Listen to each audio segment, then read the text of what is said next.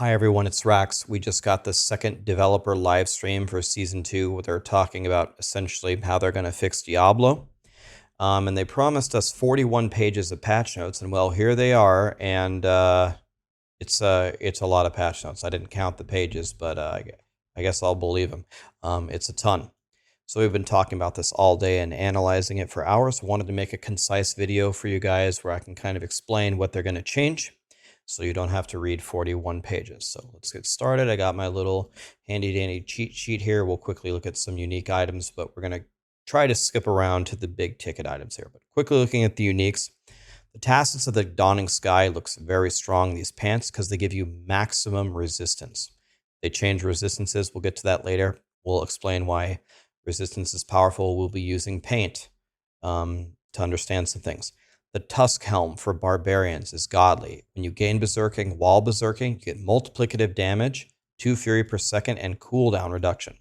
Keep your shouts up all the time in Wrath the Berserker.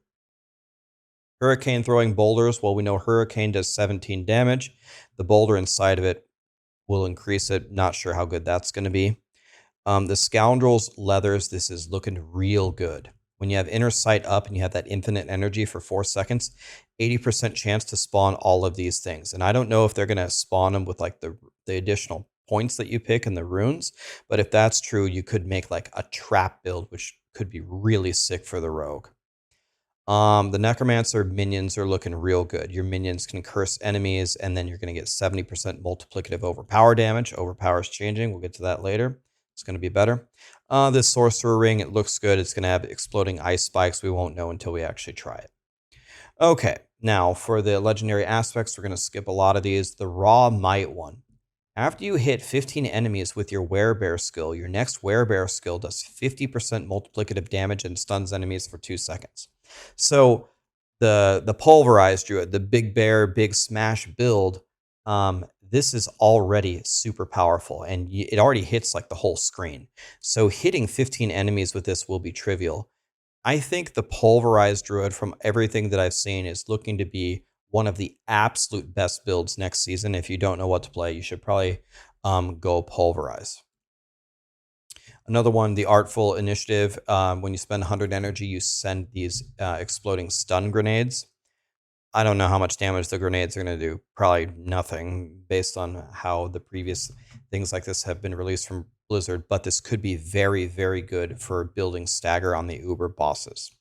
So that's something to keep in mind. And then, of course, the Conjuration skills are essentially going to get 3 extra ranks on your Conjuration skills. They're going to fix the bug with Hydra doing the crazy burning damage. But should be incredibly powerful, and I think Hydra Sorcerer might be back on the menu and hopefully not in a bugged form.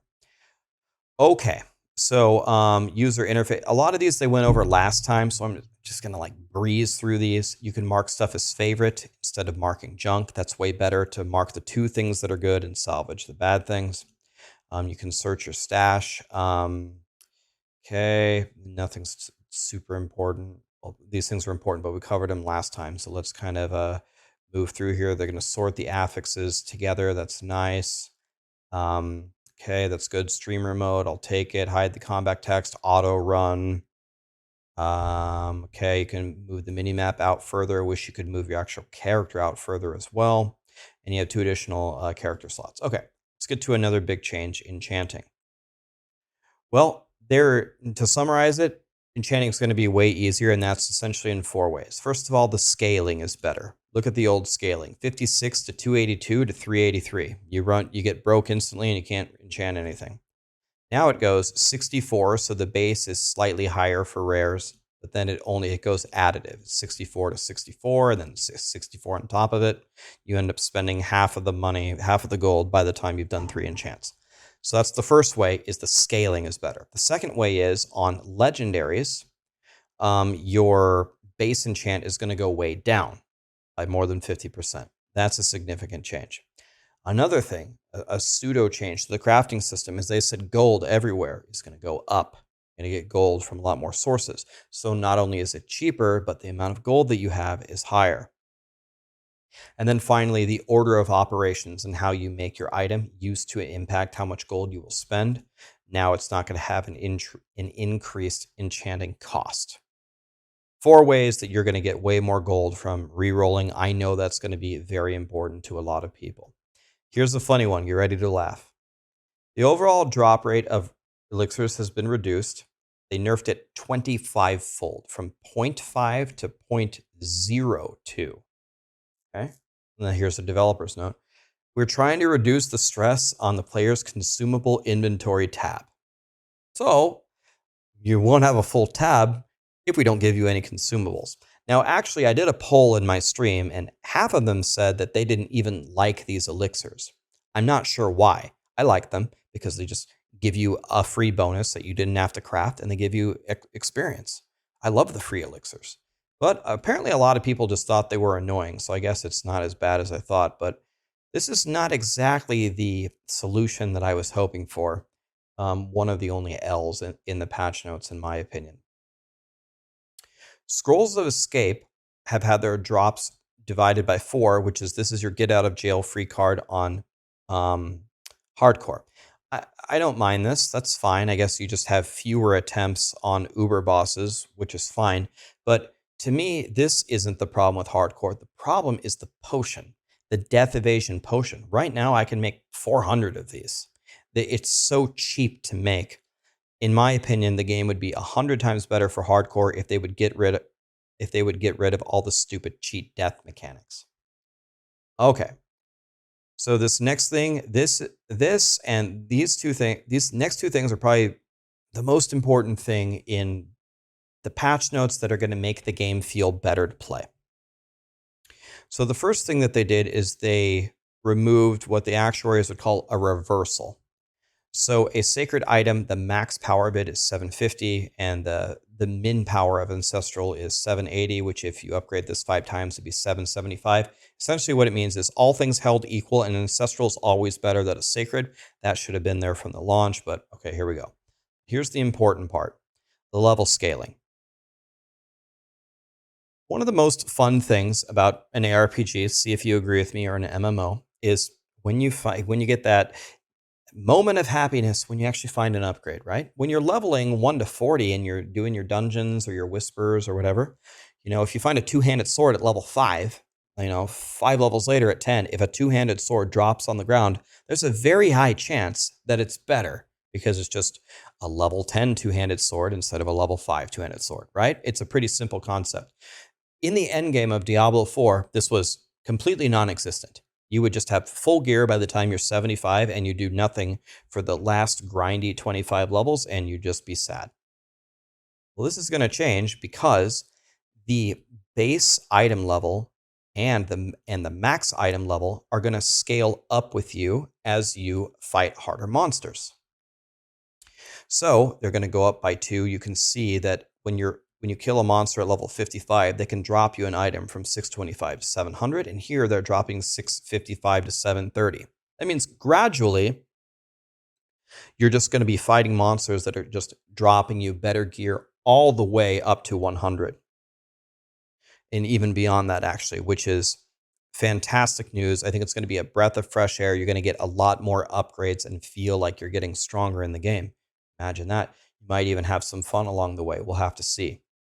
Now, at level 100 of the monster level, which is like Nightmare Dungeon 46, there's a ceiling in how good the items can be at 925. So if you do the higher Nightmare Dungeons, you will keep increasing the base of that item range. So if you're chain clearing Nightmare Dungeon 100, this base should be like 884. So every monster that you kill is going to drop you 884 or better ancestral items. That's a very small range to 925. It means you're going to get some really good stuff if you can get that powerful. Imagine that, getting good stuff in the end game. It's a nice change by them. Forgotten Souls they have a change to salvaging. Overall, it's a nerf, but some of the ways that you acquire it used to only be able to get it from weapons. Now you can get it from armor. I'm fine with this nerf. It's fine. We can get Forgotten Souls, and you'll see with the world boss changes as well. Here's the other important thing, though. So the game is going to essentially auto salvage all the garbage loot that drops on the ground in World Tier 3 and World Tier 4. Players instead receive additional crafting resources instead of getting the other items. Also, the gold drop rates have increased in these to balance these out. So this is very, very good news. It's like a pseudo baby loot filter. Now, when you're in World Tier 3, you're essentially just going to see sacred items, again, in that shifting item level range as you fight harder monsters. Everything else will be auto-salvaged, and you'll just get a higher gold to compensate for it. Let's compare what you used to do. What you used to do is, items used to drop everywhere. Most of them were garbage. You'd fill up your whole inventory in one Nightmare Dungeon run. Then you'd go to town, and you have two choices. You either salvage the gear, or you vendor the gear. Usually people do half and half because you need the crafting materials and you need the gold because the enchanting thing is so expensive. So you'd go half and half all the time. Pretty much none of that is happening anymore. The items instantly are salvaged when you pick them up. And the only thing you're going to see are those really nice sacred items or ancestral items later on. And then you might think, well, the only L here is I don't get to pick them up and vendor them now. But the gold rates were increased as well. So it's like you picked them up and you salvaged it and you sold it at the same time. Plus, remember, the enchanting costs are dramatically lower. So in general, the quality of life of being able to play and interact with the game is going to be a million times easier. It's a pseudo loot filter until we actually get the loot filter. It's very nice. Now you actually teleport into the Nightmare Dungeon. That saves you one loading screen. That matters a lot. Quickly take a peek over here at the next thing that I wanted to talk about. They fixed some of the affixes here. The monsters now spawn closer to the dungeon's doors, so you can actually start fighting right away. They just made the affixes better. They made the bad ones less bad. Let's just call it that. Here's something probably shouldn't talk about too long, but here's something that I think maybe might be too low. So they have massively buffed the open world. Helltides are more valuable. World bosses are more valuable. The season theme is actually a moving thing outside as well. They buffed whispers. They buffed the overworld, right? So another thing that is they massively buffed leveling. Get to that as well. So as someone who has leveled 978 characters to 100, I can tell you in the current game, your 6 main glyphs or so, 5 or 6 glyphs, if you're leveling 1 to 100 only in Nightmare Dungeons, you will essentially max them out a little bit before you hit 100. But remember, you usually also have to level other glyphs if you want to do like an uber boss fight or something. It's usually not the same build. You'd have to do some things a little bit differently. So to compensate for understanding that we're going to be doing other things, they made glyph XP 19% faster, which I'm assuming is to try to offset the change. But I don't think this is going to offset at all. I think people are going to massively, massively level way faster than their glyphs. So then it becomes an ideological question. Maybe Blizzard only wants us to get our glyphs to like 15, which is way lower than 21. 15 is the inflection point where the Paragon glyph gets the extra radius and it becomes more powerful. Maybe they only want you to get there by the time you're 100 and give you something to work on after 100. Maybe. I don't really buy that. I think the casuals are going to be probably about done either with their character to make an alt or about done by the time they get to 100 if they even get that far. Anyway, I could sit here and ramble about it for a long time, but I think with the faster leveling and the buffs to the overworld, I don't think this number is going to catch us up to getting our glyphs to a very high level if that was Blizzard's intention. I think that number is too low. Okay, Legion events. Here's an important thing. Every Legion event has a Whisper objective associated with it. They massively buffed Whispers. Legion events are already one of the best leveling things. They spawn more often, and they also buff their XP. So these events are going to be godly for leveling up. So you should probably go hang out there when they're up. World bosses. Without even reading the patch notes, everyone in the world can. The only thing everybody can agree on is world bosses suck for a couple of reasons. One, they're just way too easy. You can go solo it in like 10 seconds with an endgame build. They aren't a real world boss. It's not a challenge. It's more of a formality. So they massively buff the health and damage. Thank you. Can we actually fight a boss and do something? But that wouldn't be enough. The rewards are not that good. They also significantly increase the rewards. I didn't hear them talking about this at all. They didn't mention this that I remember, but this is exactly what they needed to do. So nice job. Okay, let me just double check my thing here. Give me one moment here to make sure that I hit everything. They made some of the whispers easier to do right here. Okay, we hit that one. All right, let's mounts. They made mounts better in like every way. They respond better. They don't get stuck on things. This is the best change. The speed boost from the spur is increased 50%. You can sprint all the time. Okay. The mount is just inherently faster. The cooldowns are better. Okay. They made the towns better. They put a cultist at the Tree of Whispers. They moved everything closer. They gave you some more waypoints. Okay, that's good. Monsters. They're talking about how leveling will work. This is fine. Let's just go straight to the XP part here. So the XP, first of all, they've made the XP already a lot better. If you got mad at Diablo 4, rightfully so, that's fine. You quit, you're like, this game sucks. I'm level 70 and I'm bored and I can't even get to 100. Already in the game right now, they made a lot of changes to make XP way higher. But all those multipliers that the changes that they made apply to are these bases.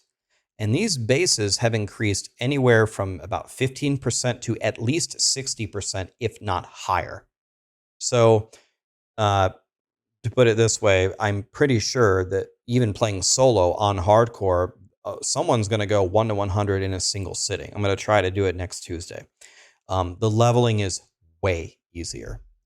Because it's way easier, you don't have to like grind forever.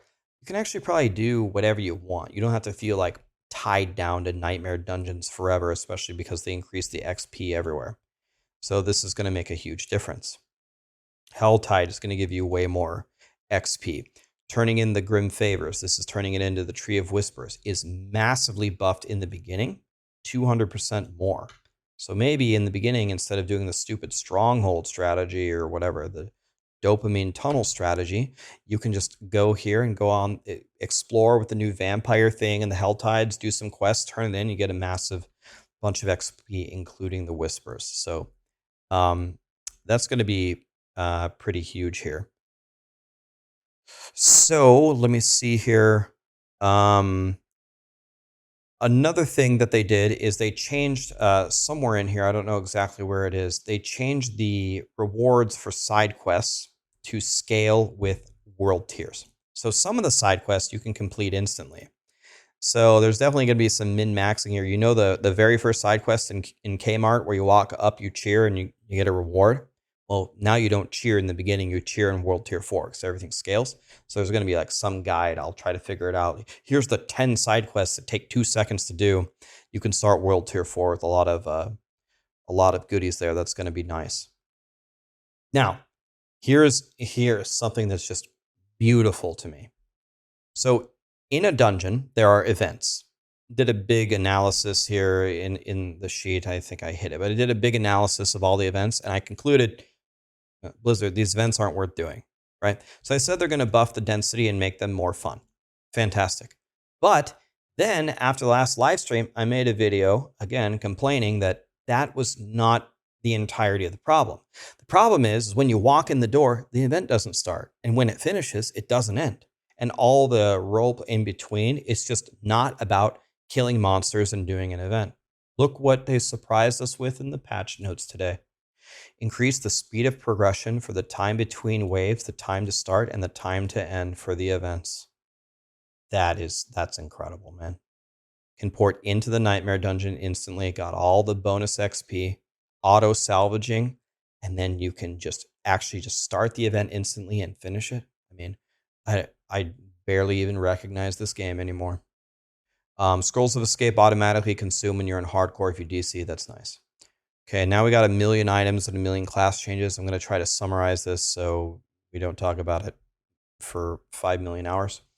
One thing here, Mother's Embrace. You've probably seen this ring drop all the time. If you get this early, it's going to be pretty good. They're going to put maximum life on it and make it easier to use. This is a good ring for like every class.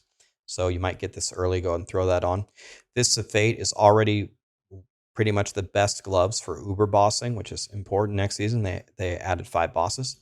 Now they made it even better. Now they're giving you a chance to gain damage on top of it. So you probably want a pair of these for sure on almost everything. All right, here's the thing. Okay, resistances. So resistances are now additive, and it's very, very powerful to not only cap your resistances, but to extend the maximum cap of resistances. So let's take an example here. So if you're taking 100 cold damage and you get like 10 cold resist, instead of 100 damage, now you're taking 90. Okay, so it's like 10% less, right? Well, the cap of resistances is 70. So if you had the max cold res, they hit you for 100, you have 70 res, you only take 30 damage. But there are some items in some tricky ways that will extend the cap of your resistances up to like, instead of 70, it might be 85. Well, those last 15 points of resistance take your hit from 30 to 15, which would essentially cut your damage in half. So when you're trying to farm Uber Duriel for your Shaco or whatever, your Uber Unique or whatever, your Tempest Roar, your target farming it, it'll be very important for you to understand and look for items that increase your maximum poison resist, I believe it is. Because those last little points, do not sleep on them. You got to understand that will dramatically help you. There is a penalty. I think this is similar to PoE, right? Kitava, minus 50% starting at World Tier 4, so minus 50. Then you got to get 70. That's 120. And then if you're having the cap extended, it might be like 135 or something. Since resistances are going to be very important, now armor, which used to give you some elemental, I think, damage reduction, now it's only physical. And so to compensate for that, people are like, oh my God, it's another nerf to barbs. They increased the values of the armor. So it will give you more physical resistances, even though it has DRs. It'll give you more physical resist than before. And it is a mix and match physical and resistance that you're stacking along with your health and other things. Some people in my chat were very upset by this, like, wow, it's another puzzle to solve. I got to be honest, I have the complete opposite opinion. Give us fun puzzles to solve with our itemization. There's nothing to do. We were done with no thinking at 75 for 3 straight months. Give us some puzzles to solve. Oh, that item's not very good for me, but it adds 5 max poison resist. That might save me on Uber Duriel. I'm playing on hardcore. It's huge. If I can get it capped and get the extra 5, I'm going to keep that. I don't think this is a bad thing.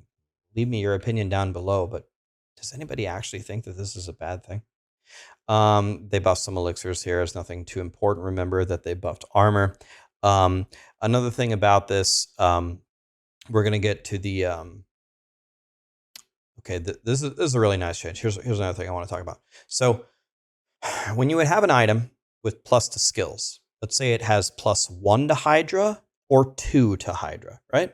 If you upgrade it to the max level, if you had a 1, it would stay at 1. And if you had a 2, it would go to 3. And this obviously doesn't make any sense. It's like, if you spent all the materials to upgrade your item, if you're playing Hydra Sorcerer, you're trying to get an extra skill level. You already got penalized once for not getting the right roll, and now Blizzard is penalizing you again when you upgrade it by keeping it at the bottom. I sent them some screenshots. I was like, there is no way this is how you want the crafting system to be. At a minimum, at least re-roll the affix, at least re-roll it on the final upgrade and give us a chance to get out of the minimum roll. Otherwise, we're just going to trash it. Now they're just going to have it scale up 1, so the +1 would go to a +2. So that's nice. Okay, now let's talk about the damage changes. Okay, so I think we got to go to paint here. We're trying to try and make it real simple here. So real simple here. So crit and vulnerable. Used to just stack these to the moon, multiply them by each other, and you get big damage, right? And you're just destroying. It's ruined the game. They have to change it. They need to nerf it. By the way, in case I forget to say this in the video, I'm going to say it right now. Blizzard, they said they had internal testers. Whew, that's fantastic. They had internal testers consider every single change, all of it. This change, the resistance change, the armor change, the unique changes, the class changes, the bug fixes, the 925 item power, everything, all of it. And they have rescaled the monster level to the roughly the same level. So your favorite build, whatever, should, if anything, be more viable. Because if it was bad, it should be even. And if it was the best, it should just be with everything else. So that's the idea here. So if you're wondering, oh my God, this is a huge nerf, da da da da, they said that they took everything, did a big test, and recalibrated it. We'll test it on Tuesday and on the servers and see how it goes. Okay, so anyway, you stack crit, you stack vulnerable, you multiply them together, stack them to infinity, big damage, you crush everything. Now they're gonna cap the crit at times 50%, and they're gonna cap the vulnerable multiplicative multiplier at 20%, right? So then, of course, that doesn't equal 70. It equals 1.5 times 1.2, which is 1.8. Another way to think about it very, very quickly is if you have 100 damage and you get a 50% increase because you crit, now you're doing 150 damage. Then if you hit a vulnerable enemy, what's 20% of 150? It's 150 divided by 5, which is 30. Added to 150 is 180, which is 1.8, right? So it's like a 1.8 multiplier. So, but this creates a different problem. Well, if crit and vulnerable are multiplicative in this way, if I stack them additionally, you just get additive damage, which is how everything else essentially in the game works. Core damage, slow damage, damage to fire. It's all usually, especially on gear, it's just additive damage. So then you ask yourself, well, a crit roll and a vulnerable roll are normally a lot lower than, let's say, damage to slowed. So what you did was you changed me from always taking these things to never taking these things because the other things are a higher magnitude. They thought of this, and their solution here is you're going to have to build your character the way that you would like to. For example, they buffed the Paragon nodes and they changed the Paragon nodes. Some of them give multiplicative damage bonuses based upon how much critical strike damage that you have. So inherently, you only get the 50% critical strike damage. But if you go into that Paragon node, now all of a sudden you get a multiplicative damage for stacking it. So it actually just opens up more build possibilities. You can build your character however you want, look for those multiplicative things, stack those, what would be additive increases, and kind of pseudo change them into multiplicative increases. It's just more build diversity. It's no longer stack crit and vulnerable. It's stack crit and vulnerable when you have a strategy to make them very valuable over the other things. Okay? So then the next thing is overpower. It's kind of a separate thing. Overpower was essentially useless in the end game. Let's do one more here. So the way that this works, now we have our health. Now your character will have a base health. Let's say it's your character has 5,000 health, fine. And then you have some items that give you additional health. And so maybe your actual total health pool, your max life as they call it, is 8,000. But your base life is 5,000 before you get all the increases, right? Okay, well, overpower is going to give you 2% damage for 1% of your base life that you have in Fortify. Some classes like Druids and Barbs are really good about getting Fortify. Let's say you have 7,000 of your life fortified. Well, 2% for all of your base life that's fortified. Well, all of my base life is fortified because my Fortify is higher. Okay, so 2% of it for 100% of your health is plus 200% to your overpowers. If you can keep your fortify high. That's the beginning part. Okay? Then the second part is plus 2% for 1% of your base life that you have in bonus life above your base life. If I understand that correctly, that would be the difference between these two. That would be the difference between your max life and your base life. Okay, so the difference there is 3,000. And then 1% of our base life is 50. We would divide these. That's 60. We'd multiply it by 2, and it's plus 120%. Okay, we add those, and it's plus 320%. So your overpowers are now getting plus 325% in that scenario. But also, if I could stop clicking the wrong thing, sorry, it's been a long day, you also get 50% multiplicative damage as kind of like the base thing with the crit and vulnerable. It's 50%. All the affixes are increased. All the paragon glyphs are increased. All the nodes are increased. And in some cases, some of the talents are increased. So now an overpower build could be a real thing. Remember how I told you earlier that I thought pulverized druids is going to be crazy from that unique? All of this is just pulverized druids are just licking their chops right now because they can spec into very strong fortify overpower setup. So the synergy here could be crazy. I think they're just going to be dunking on everything. All right. This is very nice for all you minion players. Necros used to have a passive called Death's Defense, where they can't lose more than a certain portion of their life from a single hit. They changed that, and now every single pet in the game, even druid companions, everything, cannot lose more than 30% of their life in a hit. And now that Death's Defense has a totally new passive for Necros, so if your minions are still dying, now you have an additional passive to take to keep them alive, all right? Okay, now here, there's a million bug fixes. The real one, only one I want to call out is the Bulwark. Bulwark is dead. Somewhere here, where it's scaled on the target's health instead of the player's weapons. So there goes that bug build. Another thing is there's a bugged Hydra build in the end game, and that has been fixed. So there's a million bug fixes. I'll let you read through this. There's a million changes here. I don't want to go through everything. I want to be respectful of your guys' time. So let me tell you kind of like an overview of looking at every class, what I thought was looking pretty good, but there are a lot of changes. I would encourage you to look at all of them. Again, overpower and fortify for barbs and druids. They're going to be looking for that, ways to implement that. Also, they made a lot of changes to rupture and upheaval.